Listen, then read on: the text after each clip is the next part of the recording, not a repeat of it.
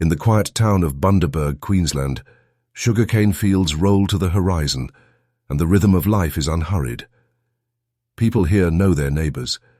They wave when they pass, and in a place like this, tragedy feels far away, something you watch on the evening news, not something that happens down the road. But on the morning of May the 15th, 2025, Bundaberg woke to a nightmare that would change the town forever. A teenage girl vanished, without warning, without a trace. Her name was Pheobe Bishop. She was just 17, a bright student with a quick laugh, a gentle voice, and the sort of kindness that drew people in. Friends called her Phoebe.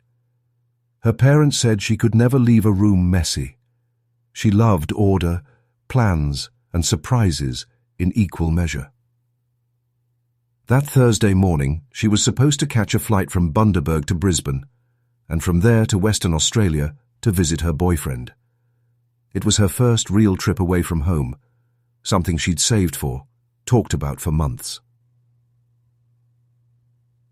At 8:32 a.m., airport CCTV captured her walking along Airport Drive, a small carry-on in her hand, earbuds in, moving with purpose. She looked calm, determined, excited. But somewhere between that camera and the boarding gate, Pheobe disappeared. When Pheobe didn't call her boyfriend after landing, something she always did, he assumed her phone had died. When she didn't text her parents that evening, they worried. By Friday morning, that worry had turned into panic. Her mother dialed her number again and again, straight to voicemail. By noon, her family reported her missing. Police officers took down details, logged her last known movements, and began making phone calls. At first, there was hope. Maybe she'd missed her flight, maybe she'd stayed with a friend. But hours passed, and the usual explanations stopped making sense. Investigators began retracing her steps. Who had she spoken to, though? At morning? Who saw her last? And what about the two people she lived with, James Wood and Tanika Bromley? Pheobe had moved in with James and Tanika just 2 months earlier. The arrangement seemed simple. 3 roommates splitting rent, sharing chores, helping each other out. James was 24, a local handyman with odd jobs around town. Tanika, 22, worked part-time at a cafe. To outsiders, the household looked ordinary. But according to messages later recovered by police, tension had been building inside that house. Arguments over bills, jealousy, and what friends later described as weird energy around James. Still, no one could have guessed how dark things would become. When police visited the home on Saturday, May the 17th, James answered the door. He told officers that Pheobe had left early Thursday morning to catch her flight. He said she seemed fine, suitcase in hand, nothing unusual. It was a simple story, too simple. Because when officers looked around, they noticed something off. Pheobe's laptop sat open on the desk. Her passport was still in her room, and inside a half-open drawer, officers found her wallet, with cash still inside. No one leaves for a cross-country trip without their ID and money. The next 48 hours changed everything. Police canvassed the area near the airport, reviewing surveillance from nearby businesses. That's when they found the same white utility truck appearing on footage multiple times, once near the airport that morning, then later driving south, toward Goodnight Scrub National Park. The truck was registered to James Wood. When detectives questioned him again, his story began to shift. He said maybe Pheobe forgot her wallet. Then he added that she might have argued with her boyfriend and decided not to go. Each interview grew less consistent, more defensive. Meanwhile, Tanika told investigators something different, that she'd been asleep when Pheobe left, that she hadn't seen or heard anything unusual. But forensic officers found freshly scrubbed carpet in Tanika's bedroom and traces of cleaning chemicals strong enough to make their eyes sting. By the end of that week, detectives were convinced they were no longer searching for a missing girl. They were hunting for evidence of a crime. Bundaberg police called in the Queensland State Emergency Service. Helicopters circled the farmland. Volunteers combed through cane fields, drainage ditches, and riverbanks. The town rallied, desperate for answers. Posters bearing Phoebe's smiling face appeared on shop windows, bus stops, and social media feeds. Her story spread fast. Find Phoebe trending across the country. But as days turned into weeks, the silence deepened. There were no sightings, no bank activity, no digital footprint. Her phone had gone dark the very morning she vanished. Then came the breakthrough. One small piece of data that changed the direction of the investigation completely. The investigation into the disappearance of 17-year-old Pheobe Bishop was no longer about finding a runaway teen.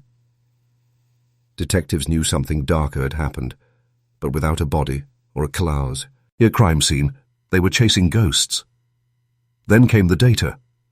Detectives had pulled cell tower records for all phones belonging to Phoebe, James Wood, and Tanika Bromley. Most of it looked routine, local pings around Bundaberg for days before May 15th. But on the day Phoebe disappeared, something stood out. At 1:17 p.m., the phones belonging to both James and Tanika connected briefly to a tower near Goodnight Scrub National Park, about 60 kilometers southwest of Bundaberg.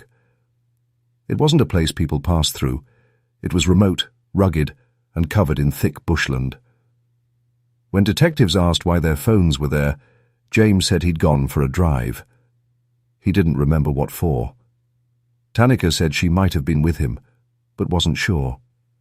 The vagueness, the rehearsed tone, it didn't sit right. So police decided to dig deeper. Investigators obtained a warrant to search their devices. That's when they discovered both phones had been factory reset days after Phoebe vanished. Not just cleared of photos, completely wiped. Detectives also found that James had searched for terms like "how long before a body is found in bushland" and "cleaning blood from carpet" in the week after Phoebe disappeared. It wasn't just suspicious. It was chilling. Inside their shared home, forensic officers worked methodically. They sprayed luminol, a chemical that glows when it contacts blood, across the floors and walls. In Phoebe's room, faint traces lit up near the doorframe. In the hallway, stronger. And in the bathroom, near the sink, the glow was unmistakable. Someone had tried to clean up blood. 2 weeks into the investigation, on June 2, 2025, a pair of hikers contacted police after finding a piece of blue fabric tangled in scrub near an old service track inside Goodnight Scrub National Park. It matched the clothing Phoebe had last been seen wearing, her light blue hoodie. Detectives rushed to the scene. Within 48 hours, the area was sealed off as a potential crime scene. Search teams, cadaver dogs, and forensic specialists scoured a 5-kilometer radius of dense forest. They found disturbed soil and small fragments of what appeared to be burned plastic, consistent with a travel bag or luggage. Nearby, they also discovered tire tracks matching the tread pattern of James Wood's white utility truck. That was enough for police to make their move. On June the 5th, at 6 o'clock a.m., tactical officers surrounded the home on Mulgrave Street. James Wood and Tanika Bromley were arrested and taken into custody. At the Bundaberg police station, detectives began questioning both suspects separately. James Wood sat motionless, arms folded, eyes down. He declined to answer most questions, simply saying, "I don't know what happened to her." Tanika, however, cracked first. After hours of questioning, she told police she didn't mean for it to happen. But when asked what exactly had happened, she shut down again, sobbing into her hands. Her vague confession didn't provide details, but it was enough to give investigators leverage. They obtained an extended search warrant, not just for the house, but for James's vehicle. In the rear tray of James Wood's white utility, forensic teams discovered traces of DNA matching Pheobe Bishop. They also found soil consistent with samples taken from Goodnight Scrub National Park.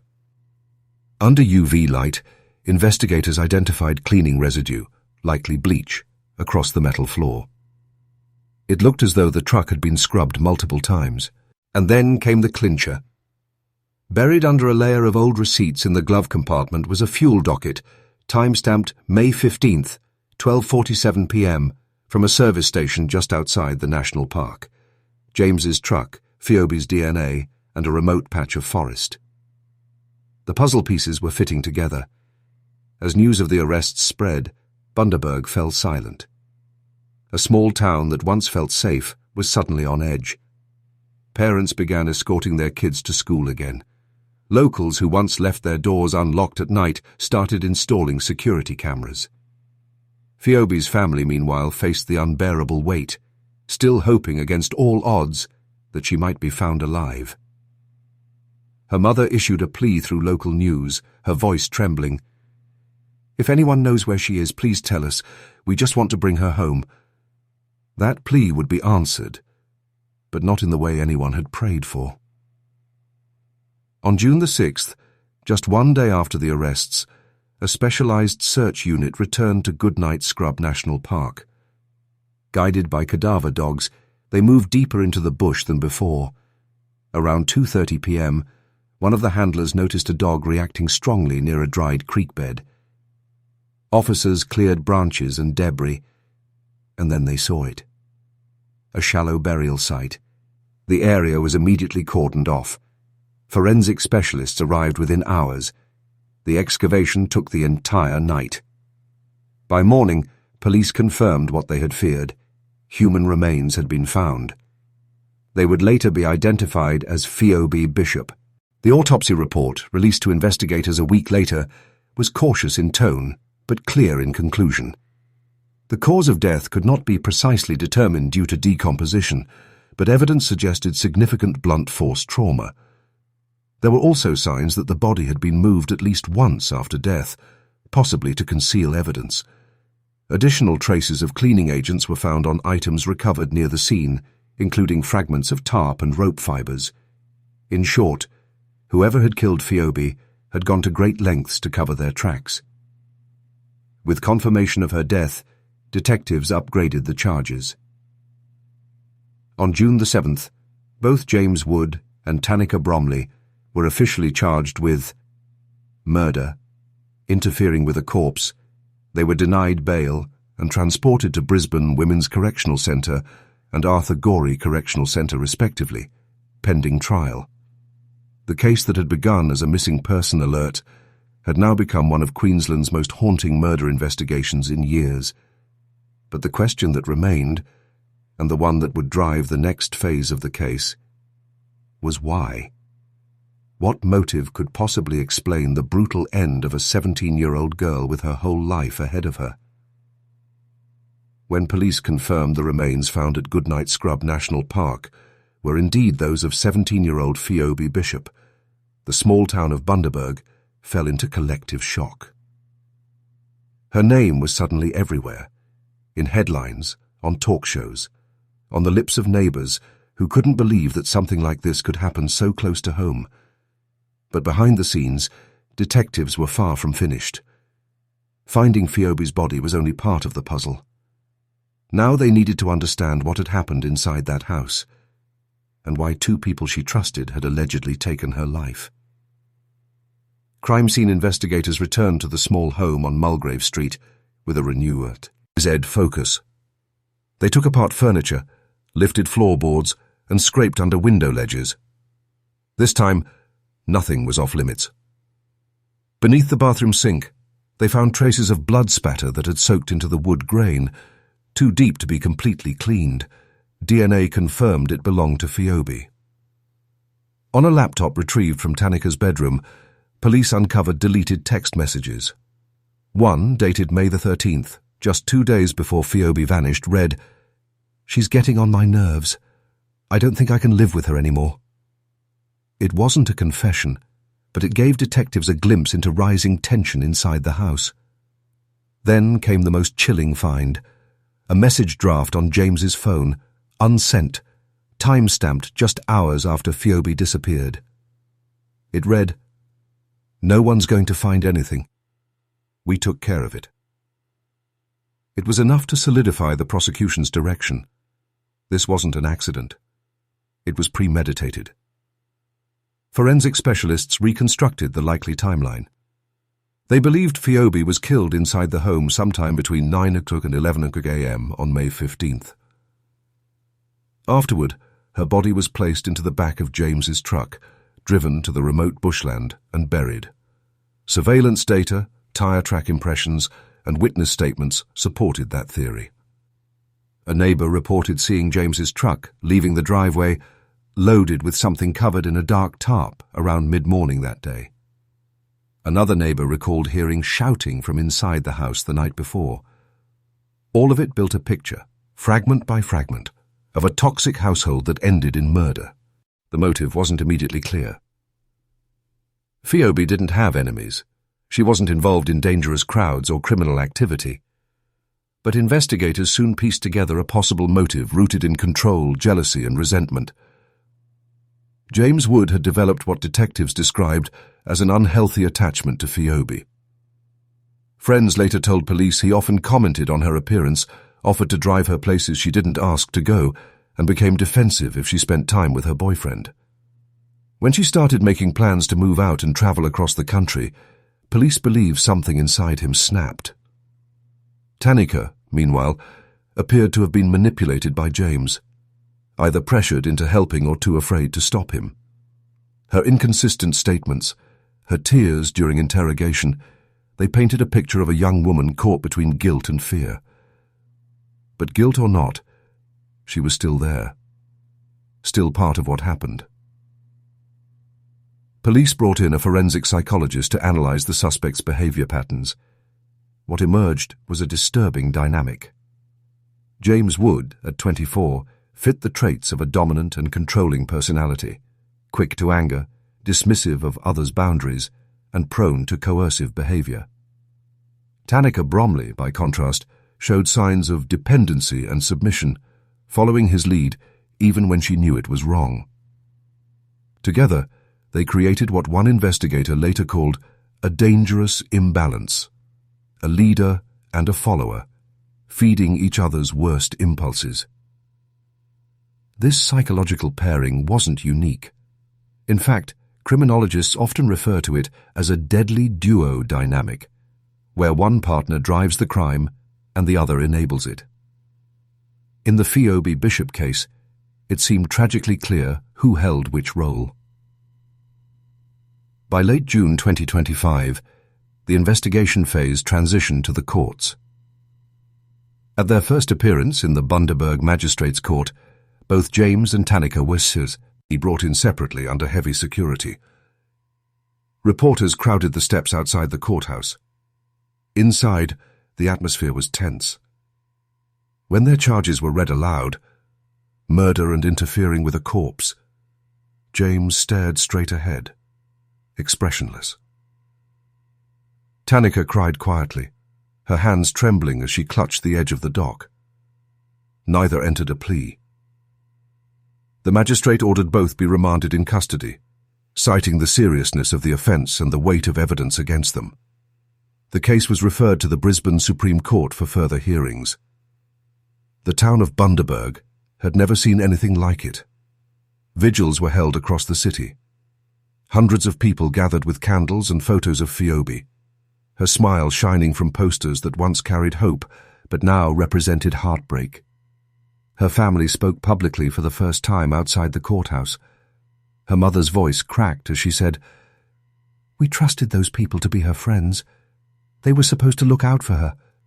We just want to know why." That question echoed across Australia. Why Pheobe? Why did this happen? And could it have been prevented? While the community mourned, detectives continued building their case. They worked with digital forensics teams in Brisbane to recover deleted files, message logs, and metadata from devices seized during the investigation. They found a chilling pattern, months of subtle control from James toward Pheobe. He monitored her social media, questioned who she talked to, and often inserted himself into her personal plans. One recovered voice message sent by Pheobe to a friend just days before her disappearance revealed her growing discomfort. He's getting weird. I think I need to move out soon. She never got the chance.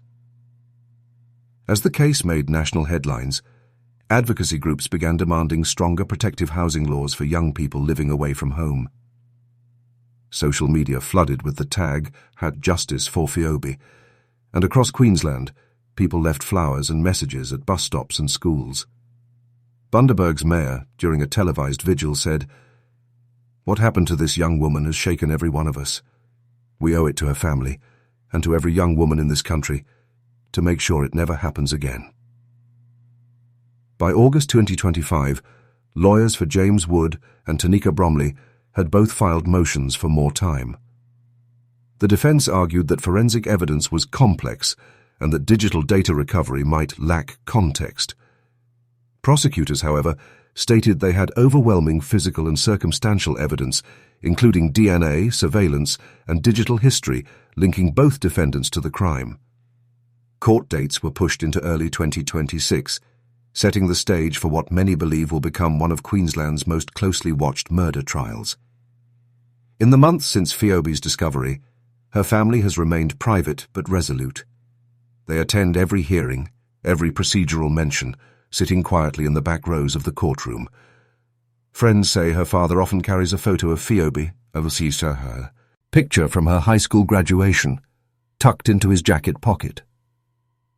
Her mother runs a small charity fund now, in her daughter's name, to help other families of missing persons. Through their grief, they've become advocates, determined to make meaning from tragedy. By the end of 2025, Bundaberg was no longer just a quiet Queensland town. It had become the centre of a national conversation about trust, violence, and justice. The case of Pheobe Bishop had grown far beyond its small-town origins. It was now a story being followed by millions, on social media, television, and in whispered conversations in cafes and classrooms across the country. And as the courtroom doors opened for the next stage of the legal process, everyone wanted to know, would justice finally be served? The first major hearing was set in the Brisbane Supreme Court. Inside, the air was thick with tension. Lawyers, journalists, and spectators all waiting for the accused to enter. When James Wood walked in, dressed in a grey prison-issued shirt, the room fell silent. Behind him, Tanika Bromley appeared pale, her hair pulled back tightly, eyes downcast. The prosecution was led by Crown Prosecutor Helen Carver, known for her calm but relentless questioning. Her goal? To prove that the killing of Pheobe Bishop was deliberate, calculated, and driven by control and resentment. The defense, on the other hand, argued something different, that the event was an accident, a moment of anger that went too far. They claimed James never meant to kill Pheobe, but the evidence, the prosecution said, told a different story. The courtroom listened in silence as Helen Carver stood and delivered her opening words. This is a case about betrayal, the ultimate betrayal of trust. A 17-year-old girl was taken in by two adults who promised her safety and shelter. Instead, she was met with control, violence, and finally, death. She outlined the evidence, the text messages, the DNA, the witness statements, all pointing to one tragic conclusion. Then came the defense's turn. James's lawyer, Peter Lang, adjusted his tie and began, "This case is not as clear-cut as the Crown wants you to believe. My client was under extreme emotional stress. The situation escalated. It was never premeditated." He turned to the jury. "You will see that James Wood is not a monster. He's a man who made a terrible mistake." The jurors exchanged uneasy glances. They knew this trial would test everything: their patience, their empathy, and their belief in justice. Over the following weeks, the courtroom became a stage for every detail of the case. Crime scene photographs, digital logs, and forensic reports were displayed on screens. Each image painted a clearer and darker picture of what happened inside that house on Mulgrave Street. Experts testified that Pheobe's injuries were not consistent with an accident. There were signs of struggle, defensive wounds that showed she had fought back. Detective Sergeant Mark Ellison, one of the lead investigators, took the stand and recounted the moment they found her remains. It was remote. You'd never go there unless you knew it. Someone wanted her body to stay hidden. The prosecution emphasized that James knew the area well. He'd gone camping there as a child. The defense objected, arguing it was speculative, but the judge allowed the statement to stand. Every piece of evidence stacked higher, like layers of undeniable truth. When Tanika Bromley was called to testify, the courtroom fell completely still. For the first time, the public would hear directly from the woman accused of helping cover up the murder. Her voice trembled as she began. "I didn't hurt her. I swear I didn't. I didn't know what to do." She claimed James had become violent and controlling, not just toward Phoebe, but toward her as well. "He said we had to get rid of her. He said she was going to tell people lies about him." When asked by the prosecutor why she didn't go to the police, Tanika broke down. "I was scared. He said he'd hurt me too." The courtroom was silent except for the sound of her crying. Some in the gallery believed her. Others saw it as desperation, an attempt to save herself. The prosecution, calm and sharp, pressed on. "Miss Bromley, did you at any point try to help Pheobe?" Tanika shook her head slowly. "No, I froze." Her words hung heavy in the air. James Wood declined to testify. His lawyers argued that speaking could prejudice the jury and that the Crown had not proven intent beyond reasonable doubt. But the prosecution countered with something damning: the deleted text messages recovered from his phone. In one, he wrote to a friend, "She thinks she can just walk out. I'll make sure she doesn't." The courtroom murmured as the words appeared on the screen. The judge called for order, but the message had already struck the jury. Those weren't the words of a man who lost control in a moment of anger. They were the words of someone planning to make sure his victim never escaped. Forensic analysts presented a timeline of James's online searches leading up to the murder. On May the 14th, the day before Phoebe went missing, he'd looked up. How long DNA lasts in soil? Deep bushland near Bundaberg. How to delete messages permanently. The defense objected again, saying anyone could have searched those things on his device, but the digital signatures matched his accounts and login times. It was clear. The evidence was overwhelming. After 6 long weeks of testimony, cross-examinations, and emotional breakdowns, the trial neared its end. The jury retired to deliberate. Outside, reporters gathered in crowds, cameras flashing, microphones ready. The community waited, anxious, exhausted, desperate for closure.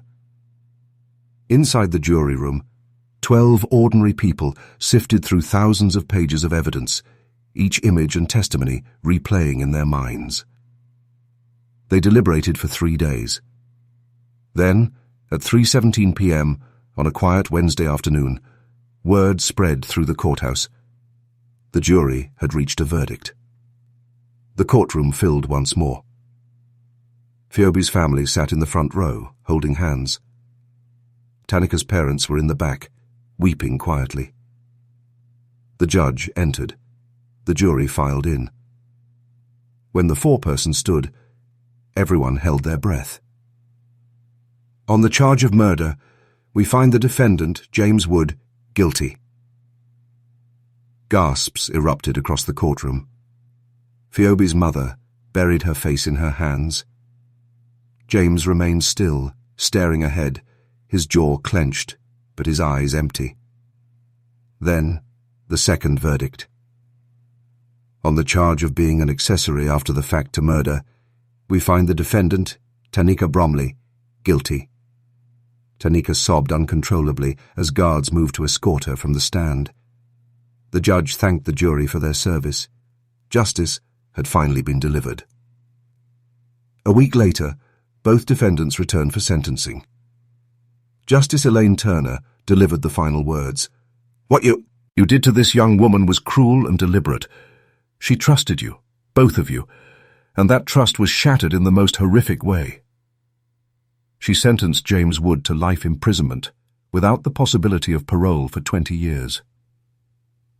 Tanika Bromley received 12 years for her role in concealing the crime. The courtroom was silent. Outside, hundreds of people gathered holding candles and signs that read, "Justice for Pheobe." News outlets across Australia reported the verdict that evening. It wasn't just a headline, it was a reckoning. Commentators discussed domestic control, manipulation, and the hidden dangers within close relationships. The tragedy of Pheobe Bishop became a case study in schools, universities, and police training programs. Her name symbolized more than just loss. It symbolized awareness and change. Months later, the Phoebe Bishop Foundation was officially launched by her family. The charity focused on supporting young women leaving unstable or unsafe homes, helping them access legal aid, counseling, and safe housing. Her mother said during the launch, "We couldn't save our daughter, but maybe, through her story, we can save someone else's." In the quiet town of Bundaberg, the shadows of that May morning still linger. The house on Mulgrave Street stands empty now, boarded windows, a silent reminder of a life cut short. But across Australia, her story lives on. A story of trust, betrayal, and the power of truth.